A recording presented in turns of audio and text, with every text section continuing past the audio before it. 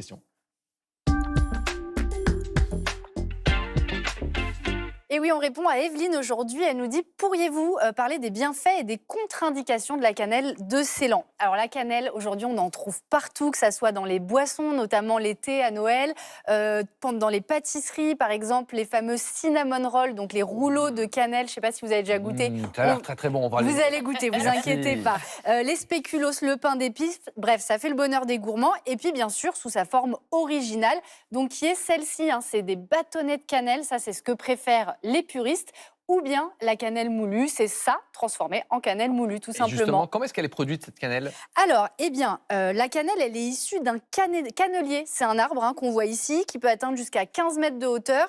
À l'origine, c'était cultivé au Sri Lanka, mais aujourd'hui, dans plein d'autres pays, comme l'Indonésie, l'Inde ou le Brésil.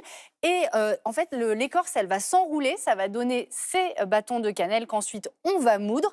Et voilà. Et voilà. Non, mais vous avez l'air parti, vous laissez. Parce qu'il existe plusieurs types de cannelle. Evelyne nous parle de la cannelle de Ceylan. Exactement, il y a deux types. Hein. Il y a la cannelle de Ceylan, celle qu'on voit donc ici, que j'ai là, et la cannelle de Chine. Et vous voyez, elles ont déjà un aspect différent, mais autre chose, elles ont une composition différente. La cannelle de Chine, elle a plus de coumarine. C'est une molécule, et on va le voir, elle n'est pas forcément recommandée à haute dose. Leurs propriétés aussi sont un peu différentes, et les gens qui adorent la cannelle préfèrent la cannelle de Ceylan parce qu'elle a un meilleur goût. Donc voilà, pensez à regarder d'où vient la cannelle que vous achetez. Le plus généralement, c'est de la cannelle de Ceylan, c'est précisé. Et comme ça, vous n'aurez aucun doute. Avec quelle vertu? Parce qu'on lui prête beaucoup d'allégations, notamment la cannelle. Oui, alors c'est vrai qu'elle est utilisée depuis longtemps dans la pharmacopée chinoise. Elle est réputée pour ses vertus antioxydantes et anti-inflammatoires. Elle contient aussi des taux élevés de fer, de fibres et de calcium. Et il y a certaines études qui rapporteraient, entre autres, un effet sur la sensibilité à l'insuline pour 1 à 3 cuillères de café de cannelle par jour. Et c'est vrai qu'on le voit si on met de la cannelle, par exemple, dans un yaourt. On n'a pas vraiment besoin de le sucrer. Ça va baisser notre envie de sucre sans bien sûr nous faire maigrir, mais au moins on mangera moins de sucre. Mais attention en revanche à l'excès de cannelle. Absolument, parce que donc cette molécule dont je vous parlais, la coumarine, elle peut avoir certains risques. C'est l'ANSES, hein, l'Agence de sécurité sanitaire, qui avait mis en garde, notamment pour les personnes qui ont eu des antécédents de maladies du foie ou qui prennent des médicaments qui ont un effet sur cet organe. Pour eux, il faut en effet faire attention à la quantité d'aliments qui contiennent de la cannelle, mais aussi, surtout, les compléments alimentaires à base de cannelle qu'on trouve pas mal, et l'huile essentielle. Et puis enfin, pour les femmes enceintes, la cannelle, elle peut provoquer des contractions utérines, et donc, il ne faut pas non plus en manger de trop grosses quantités. Un petit bâton de cannelle de temps en temps. Et vous avez justement préparé une petite recette. Mais oui, alors déjà, je vous ai fait envie avec le cinnamon roll. Évidemment. Alors servez-vous. Allez-y. Et je vous ai préparé donc une petite recette, effectivement, à base de cannelle. Vous savez, c'est le fameux chai tea. Regardez, la recette, elle va s'afficher ici. Vous mettez franchement les quantités que vous voulez. Hein. Vous mettez du thé noir. Jimmy s'est fait un petit plateau repas. Bah oui, Vous avez bien et raison. le cinnamon, Tenez. et le spéculoos, et le petit Voilà, pain donc vous avez du d'épices. thé noir, du lait, des épices. Là, j'ai mis cannelle, gingembre, cardamome. J'ai rajouté un peu de miel. Et ça, un cinnamon roll plus le thé. Normalement, vous faites un petit goûter C'est très bon. parfait. Alors moi, j'ai une paille écolo, elle est trouée. C'est des pailles en carton. On est c'est pas écolo, ça. Mag. Hein, Non, c'est très bon. Ouais, c'est délicieux. C'est pas mal. Vous auriez pu en mettre un peu plus. Mais... Oui, bah oui, je mais sais. c'est très très bon. Merci beaucoup, Rim. Comment on fait pour vous écrire? Donc c'est rim@allodocteur.fr, sur WhatsApp 06 58 75 04 71. En France, une femme sur 4 sera victime d'un AVC, un accident vasculaire cérébral au cours de sa vie. Et les femmes sont malheureusement plus exposées que les hommes, notamment à cause de facteurs de risque hormonaux et risquent des séquelles plus graves que les hommes. Mais 80% de ces AVC pourraient être évités grâce à de la prévention. On répond à toutes vos questions avec notre spécialiste.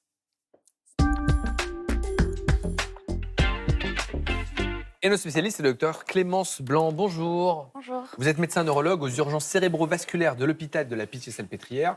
On a reçu plein de questions, mais vous pouvez encore les envoyer par SMS au 41 555 ou avec le hashtag SantéF5. D'un mot, qu'est-ce que c'est que les urgences cérébrovasculaires? Neurologue, on connaît, mais urgences cérébrovasculaires. Alors, les urgences cérébrovasculaires, en fait, c'est le lieu où on accueille les personnes qui font un accident vasculaire cérébral. En fait, c'est des unités qui sont réparties partout sur la France et qui sont spécialisées dans la prise en charge des AVC. Mais il n'y en a pas dans tous les hôpitaux de Il France. n'y en a pas dans tous les hôpitaux de France et c'est ça, effectivement, une des difficultés.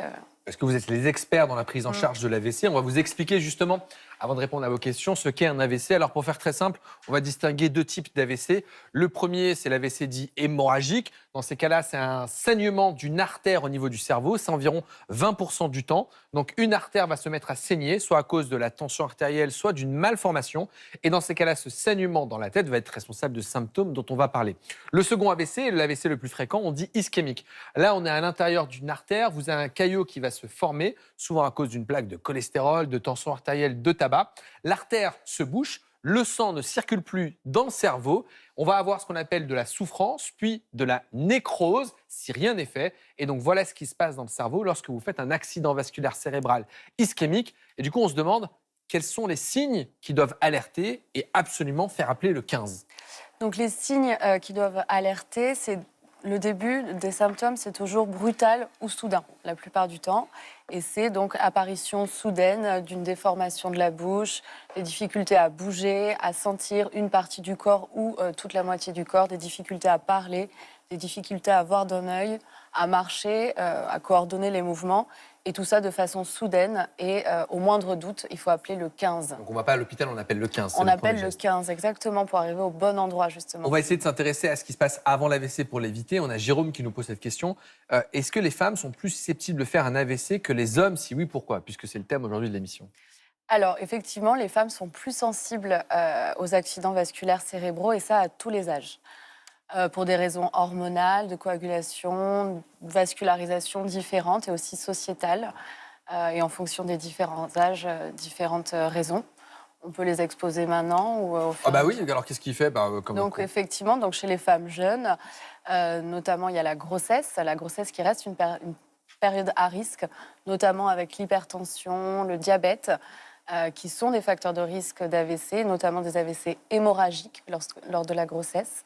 La pilule œstroprogestative également peut augmenter dans certains cas le risque cardiovasculaire, associé notamment avec la migraine avec aura, le tabac.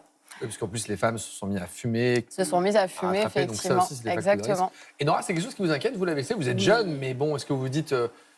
Ah non, non, si, ça, moi, c'est un peu une épée de Damoclès parce qu'on a l'impression que ça peut arriver effectivement un peu à n'importe qui, n'importe quand, à tout âge.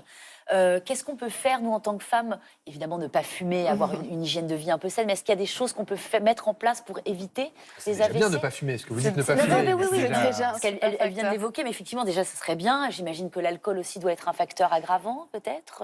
Oui, alors pour limiter les facteurs des AVC, déjà, il faut les dépister. Il Oui. faut rechercher l'hypertension artérielle, si elle est Ok. présente, la traiter, rechercher un diabète, un cholestérol, éviter de commencer de fumer, effectivement, c'est la meilleure option. Après, avoir une alimentation équilibrée, une activité physique Sportive, ouais. régulière, effectivement. Vous